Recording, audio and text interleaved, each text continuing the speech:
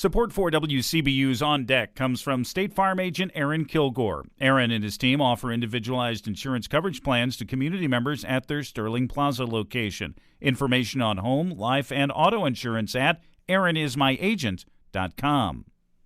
This is WCBU.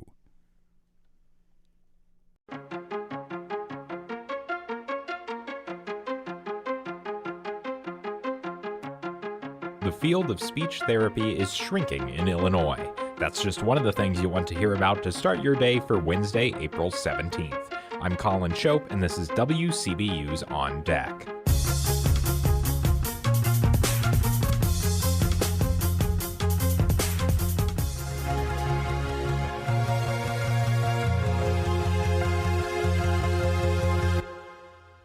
First on deck today, it's been a little more than a year since the Peoria City Council approved a $20 million funding plan for the Peoria Civic Center. WCBU's Joe Deacon has an update from General Manager Rick Edgar. Edgar says one of the top priorities, repairing a leaky roof, is about 95% complete. The only trouble area we have right now is the glass arcade, because that is under structural design work right now because it's a little more complicated. Edgar says other ongoing renovations and upgrades will refresh the 42-year-old venue. We have a brand new scoreboard going into the arena. That project's going to take place in May. Our backlit signs are getting changed out for digital, so the building is going to lose about 20 years of age just in old technology that's going away. But Edgar says there's no timeline yet for replacing Carver Arena's outdated ice plant. He says scheduling that project is tied to ongoing long-term lease negotiations between the Rivermen and the Civic Center Authority. We know that it will not happen this summer. The Rivermen made a one-year contract extension in January, so the earliest that project could possibly take place would be 25, but that's going to depend on the negotiations. Edgar says other improvements include renovating the restrooms, refurbishing the theater, and replacing well-worn carpeting in the convention center. For WCBU's On Deck, I'm Joe Deacon. Here are some other stories we're following in the WCBU newsroom. The Peoria Humane Society rehabilitates sick and injured animals and also promotes awareness about animal cruelty. Plus, Governor J.B. Pritzker is promoting his plan to eliminate medical debt for hundreds of thousands of Illinoisans. Find more of these stories and all the details at WCBU.org. Speech therapists, also known as speech-language pathologists, or SLPs for short, are facing major challenges leading to many considering leaving the field. Peter Medlin has more on the problems. Inside a barn in rural Kane County, a little girl helps take the bridle off a horse while talking to her speech therapist, Elizabeth Nielsen. She set up activities around the barn alongside the horses and goats.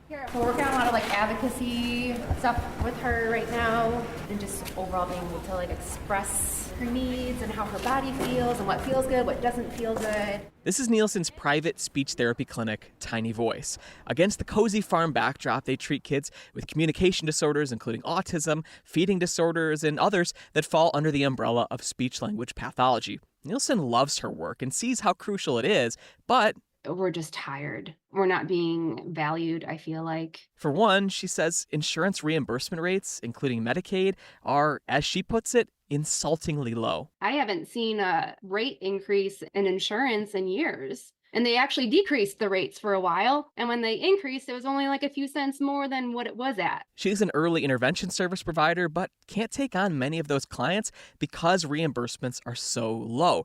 And she says insurance companies deny communication devices for kids who need them, and some plans don't cover developmental speech and language disorders. Nielsen works primarily with kids at her private practice, but speech-language pathologist is a broad term. There are SLPs who work in schools helping kids with speech delays, in hospitals with patients with swallowing problems, at home settings assisting elderly patients with memory issues, and much more. Not many people know exactly what speech therapists do and why it's important. That's one of the reasons Audrey Myers thinks they're undervalued. She's a speech therapist who works in at-home settings with elderly patients in Northern Illinois. A lot of our job jobs are like life and death. If they choke and aspirate on something, get pneumonia and pass, I could have saved that. She feels like she has to compete with physical and occupational therapy to prove to insurance companies why her work is just as important. Communication is key. Cognition is key. They can't do PT and OT without communicating. Myers has been an SLP for over a decade and says her pay has barely budged. With inflation, it's a pay cut, and it's especially tough considering the level of education and licensing requirements you need to be a speech therapist. You need a master's degree to pass a national licensing test and continue professional development. She took this at-home job after a rough experience working in nursing homes. Caseloads soared, so 45-minute sessions became 15-minute whirlwinds where she had to help lift patients out of bed and was barely doing any real therapy. It broke my soul to work there, to be honest. Stress is a universal concern for speech-language pathologists. In a recent survey, 76% of respondents cited above-average stress levels as a significant weakness of the profession, and 83% noted salary as a weakness. The at-home gig offers more flexibility and more time with her patients, but now she's battling with insurance companies to get enough referrals, and she's not sure if this work is sustainable either. I feel like I'm doing it just because I'm stuck. I don't know. It's such a sad feeling. Conditions like this are forcing many speech therapists to leave the field. People like Bethany Rasmussen. She spent a decade as an SLP in hospitals, and when she started, she was at a 350-bed facility with only one speech therapist. It was insane. I mean, it was evaluations all day, absolutely no treatment. She reached her breaking point 2 years ago